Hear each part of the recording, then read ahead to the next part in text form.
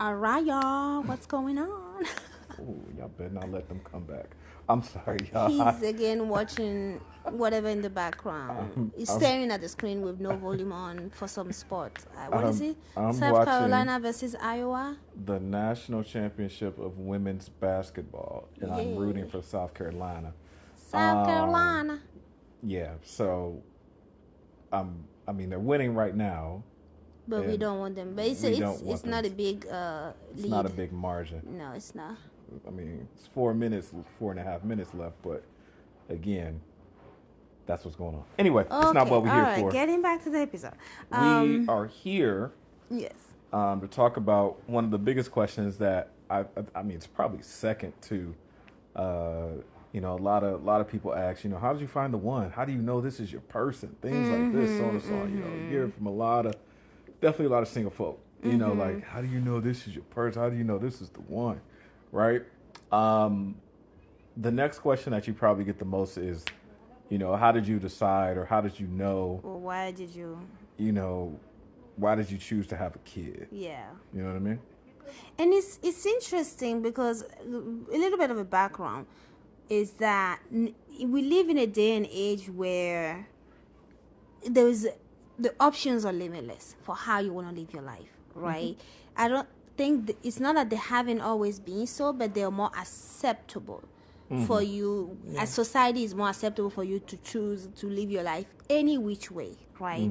Including to have or to not have a child, how to have a child for that matter, when to have a child. I mean, like I said, the options are limitless. So the way, a little bit of background, the way we both were raised is having a child wasn't even, and like it wasn't a question. It was almost like, yeah, I want to get married and have a child, right? It's what was sort of part of how we were raised was, getting you ready to be a good person, a good member of society, and a good mate, and a good parent,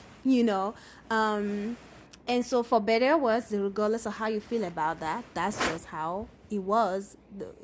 Even though we were raised on, for the most part, on different side of the world, it's just how it was. And so when we got together, whether or not we wanted to have kids, that was discussed way earlier than the average person probably discuss that nowadays. And and so we both knew we wanted to have kids. It's funny because sometimes you're watching TV and they're like, oh, they got married, and then they're like, and then another episode, a couple episodes later, and then they find out that one person didn't want to have kids, and I'm like, what? How, Sway? And we got y'all on an episode with questions you should probably ask before propose. I won't even say Yeah. before you get into a relationship, even though you should, Right, but right, right. definitely before you propose. Yeah, and make that big step, because there could be the biggest love there, but if y'all don't have the same vision, that's just not gonna work. Yeah. Somebody's gonna be unhappy, Yeah. tremendously unhappy. Yeah. But anyway, so that was always the case. Now I think as we go closer to the time, like maybe a few years ago, I really started thinking about, why do I want to have a child? And I think I may have asked you that question once or twice before we really started trying, because it's always been what you do, but you don't just do things like this just because that's what you do, right? So especially with the responsibility that comes with it, and the fact that we knew we'll be doing this, just the two of us for the most part, on the ground, right? And so for well, let's do this. Why do you, my handsome husband, of course we are here now, so let's not go back, but why do you want a child? Why did you want a child? I mean, again, I'll say this for a lot of us, we never really get into the psychological or the brain behind it, but I think so much of it, as you said, was just growing up, environment,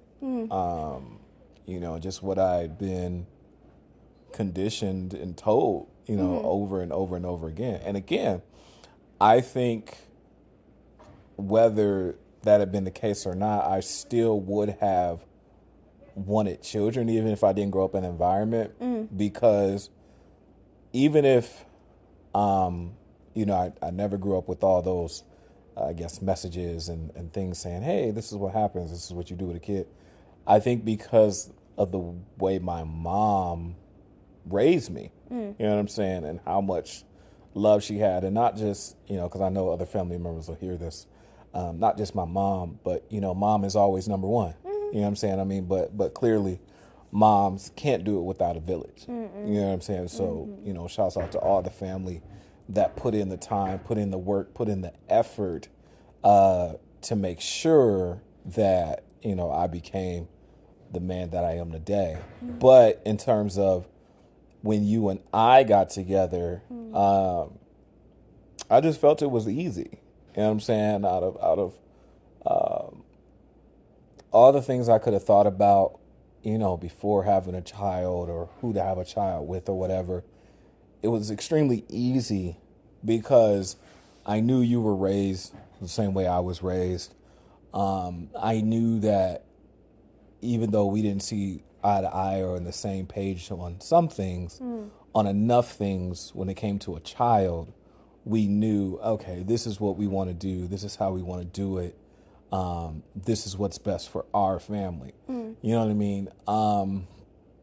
And I knew that, I mean, God forbid, but if something happened to me, well, we didn't know it was going to be a she, obviously, but now that she's here, that she would be in good hands. You know what I'm saying? Like, I knew they would be in good hands. And I felt vice versa, that if something were to happen to you, you felt like they would be in good hands. And I think what really tipped the scales for me was just you said it in such an elegant way. One time we were up in the Fort Bragg area. We were in the Fort Bragg area of California, and we were just having Beautiful place if you haven't been. Beautiful place. We were just having one of our heart to heart type moments. Actually, we were really going through something, but we were having one of our heart to heart moments, and it was just one of those ways that Senna claimed up and down all day that she's not a poet. She's not a poet in terms of me like deliberately sitting with the pen and the pad trying to figure out how do I make these words rhyme and things like that.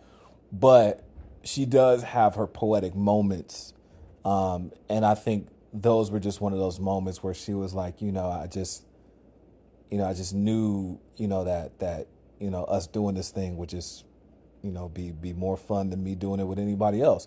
Obviously, that sounds like something I'll say. Yeah, you know what I'm saying? The fun encapsulates a whole lot of things, right. But it was one of those things that I felt, all right, we could do it. Not that we were actively trying to not conceive or use contraception or anything like that, but it was confirmation. Yeah, it was just one of those things where it was like, all right, when it does happen, we'll work with it. We're gonna be all right. Yeah, we're gonna be all right, as Kendrick said.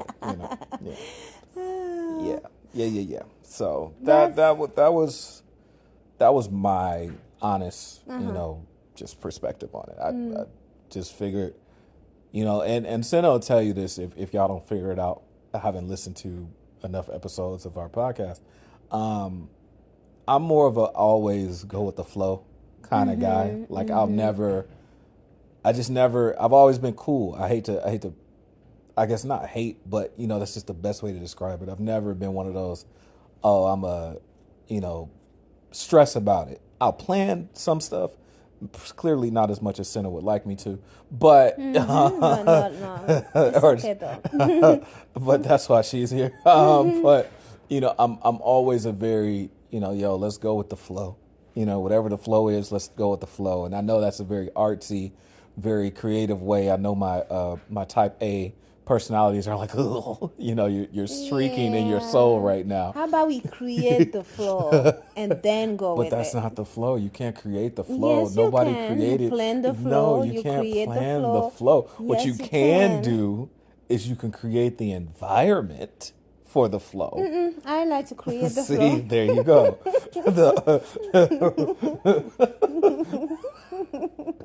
Thank you very The much. clouds want to create the rain. That's just that's not the way it Listen, works. I like to create the flow so I know which way the flow is flowing. Nah, Okay. we good. So anyway, um, it's interesting even in that. You know what I'm saying? Like I said, even talking about it, we both have a different perspective. But I think honestly, we both knew that we wanted to do things different than our parents did it.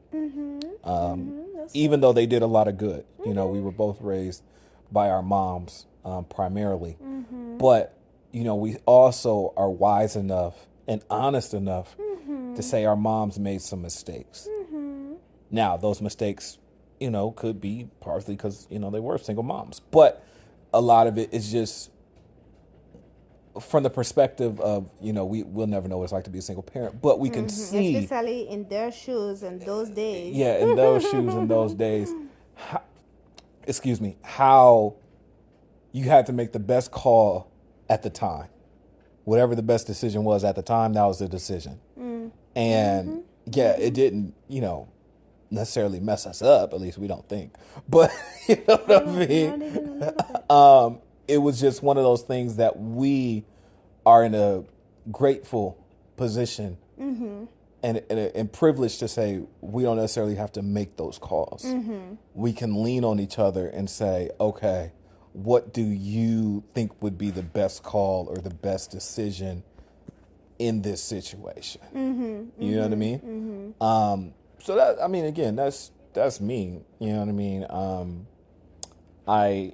What I can say is, and this might be leading into another episode, but sometimes we got time. We just check the time. I was extremely, and again, let me put this out here. Obviously, I'm a boy. That makes sense. I'm a man. I would have been happy if we had a baby boy as well. But I probably jumped the highest I've ever jumped in my life the moment that we found out we were having a baby girl. Okay, so here's a question then. Now I think I have you on record with this answer. I know I did ask you.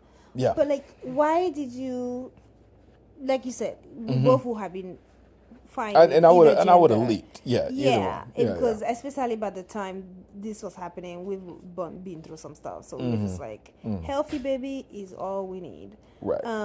But you really specifically was hoping for a girl. Right. Why was that? Right. I think honestly it's partly because I always wanted to be a big brother to a big sister. Okay. That was number one. Okay. Number two, I've always been a protector. You know what I'm saying? And again, different situations in my past of why that means so much to me. Even more so now, getting into self-defense and stuff like that, why that means so much. But I think it was just, we both come from such boy-heavy families. You know what I'm saying? And it's just like, man, everywhere you go, it's testosterone. Yeah. Testosterone. Messiah has only 2 nieces and maybe 8 nephews. Cousins. only 2 girl cousins, and maybe 8 or 10 girl. Boy cousins. Yeah. So again, it's one of those things where I think, and I'll even say this, I think it's because so many of the good men in my life always wanted girls. Interesting. And they never had them. So you had them for I had one for them. Especially as Senna spoke about in a previous episode, going back home. One of the people who again, just was my father. I know he wanted, to meet her, meet his granddaughter. But just circumstances didn't allow it. So, it was just one of those moments, when I found out, man, I mean, I even told Cinder, I was like, it's gonna be a girl. It's gonna be a He girl. You know what I'm did. saying? He Like kept straight up. betting. It was well, not Like bet, but like he was like, "It's gonna be a girl. It's gonna be a girl." yeah, yeah. And I was like, "It's what? Listen, I am a math-minded person in terms of I'm gonna use the numbers and look at the statistics and then derive a likely answer from there." So, from my statistical answers, I was like, "Listen, you're boy heavy." On your family side, I'm boy heavy on my family side. It's likely gonna be a boy, but he was right. It was a girl, as it is on my lap right now. um, but yeah, that's interesting. I can see that. I totally get that. And while I mean, I wasn't particularly happier or more leaning towards a girl than that he was, but I definitely am enjoying being a girl mom for sure. It's a lot of it's funny because he always like, your outfits be so complicated. I was like you wanted a girl, you better get ready.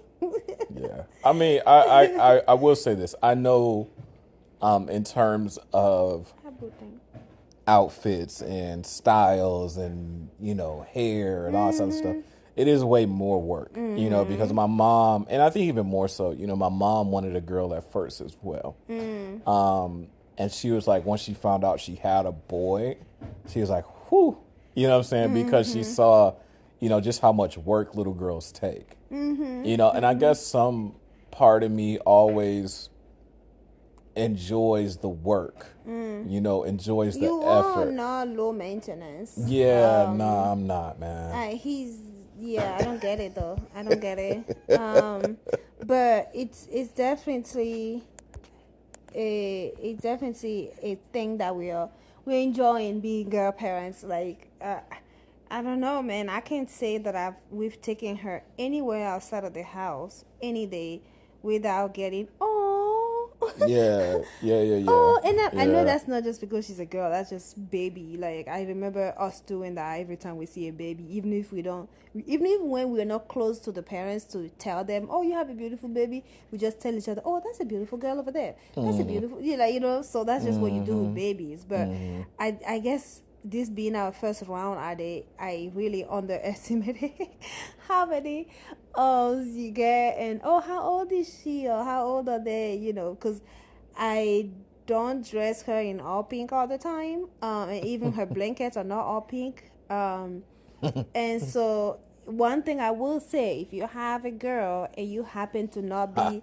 a big pink person, and I actually made it a point to my loved ones and friends to not just get us everything pink, right? So our gift set, like most of her clothes right now, are from gift we got from baby shower and around that time, and it's a multitude of colors from blue to pink, yellow, all of those things. So it's funny, even her blankets, she has pink blankets, white and blue, and so forth. So when we have her, when we're out, and I have, especially when I had the blue blanket on her, everybody just assumes she's a boy because of the blue. And I was just like, bro, there's nothing in a boy DNA that's the color blue. Like, I know societally that's what it's come to be, but come on, don't assume the baby is a boy because the blanket blue. And so just keep that in mind. If you are somebody who does not go all pink with your baby girl, you may experience people are just assuming. And I'm like, I have no problem with you not knowing the gender. Hell, I don't know the gender of most kids until they're like a whole teenager or whatever. Wow, you're a whole teenager. Until you're a whole teenager, I don't know what you are. I don't know what you are. Okay, You gotta wait. you just gotta wait. Hey, yo, I gotta wait till you're like at least in high school to know what you are. Exactly. That's funny. So it's not that I'm like offended or anything at all. It's just a very funny phenomenon that we've realized, especially on the days we use her blue blanket and we dress her in something that's not pink, that people just assume she's a boy. But yeah, I think we'll end this episode here. But that's about it. I will dive a little bit into why I wanted a kid in the next episode, and we'll pair that up with some other stuff. All right, y'all. Have a good one. Peace out.